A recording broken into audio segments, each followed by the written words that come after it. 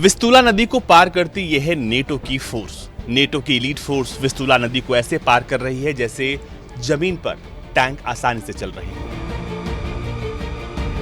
Vistula नदी में ये फ्लोटिंग ब्रिज एक साथ एक नहीं बल्कि दो टैंक लेकर आसानी से पार कर जा रहा है और उस पर मौजूद हैं नेटो के कई सैनिक। यह है नेटो का सबसे बड़ा युद्धाभ्यास और इस युद्धाभ्यास को नेटो ने अंजाम दिया है पोलैंड में। जी हां, पोलैंड जो रूस का पड़ोसी देश है और इस वक्त सबसे ज्यादा रूसी आक्रमण का खतरा पोलैंड पर है और इसी वजह से नेटो की सेनाएं पोलैंड पहुंची हैं। पोलैंड में नेटो अपने सभी हथियारों के साथ पहुंचा है और वो दिखा रहा है किस तरह रूस के वो हर हमले का जवाब देने के लिए तैयार है। फ्लोटिंग ब्रिज पर एक साथ एक नहीं कई टैंक्स, कई बख्तरबंद गाड़ियां और सैनिक आसानी से नदी को पार कर जा रहे हैं। इस पूरे युद्धाभ्यास में तकरीबन 20,000 सैनिकों ने हिस्सा लिया जो कि नेटो के अलग अलग देशों से थे और इस युद्धाभ्यास का नाम था ड्रैगन 24।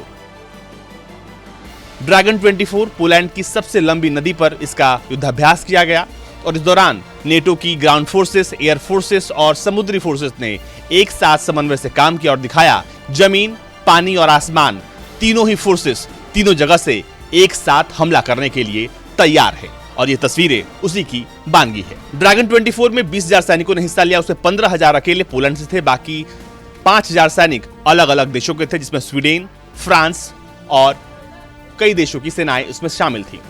अमेरिकी सेनाओं ने भी इसमें हिस्सा लिया और ब्रिटिश सेना ने भी इस युद्धाभ्यास में हिस्सा लिया है। ड्रैगन 24 नेटो के ऑपरेशन डब्ड स्टेडफास्ट डिफेंडर का एक वर्जन है जिसे पोलैंड में अंजाम दिया गया है। अब नेटो के सैनिक अलग अलग अलाइज के देशों में जाकर अपना युद्धाभ्यास कर रहे हैं और उनकी सीमाओं की रक्षा कर रहे हैं और पोलैंड इस बात को लेकर आश्वस्त हो गया है कि अगर किसी भी तरह से रूसी आक्रमण उस पर होता है तो वो हर तरफ से जवाब देने के लिए तैयार है। अगर बात करें हम इस नदी की तो विस्तुला नदी जो है वो पोलैंड के साउथ से बाल्टिक सी की तरफ बहती है और ये पोलैंड की सबसे लंबी नदी है जिस पर नेटो ने अपना युद्धाभ्यास किया है।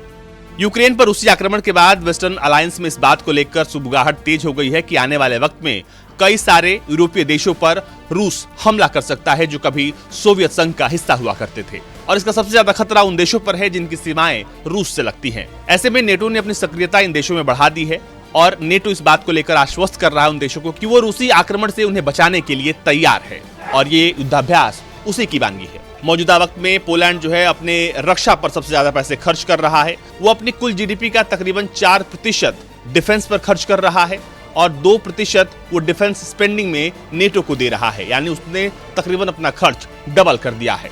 इसी युद्धाभ्यास के इतर नेटो ने एक बहुत बड़ा सौदा किया है और इस सौदे के तहत अब वो एंटी टैंक ग्रेनेड्स स्वीडन से ले रहा है। रक्षा सामानों की खरीद हो रही है और प्रधानमंत्री ने इस बात को लेकर आश्वस्त कर दिया है कि अब पोलैंड अपनी खरीद को और तेज करेगा और वो स्वीडन से एंटी टैंक ग्रेनेड भी खरीदने को लेकर अब वो आगे बढ़ चुका है। ब्यूरो रिपोर्ट, भारत तक।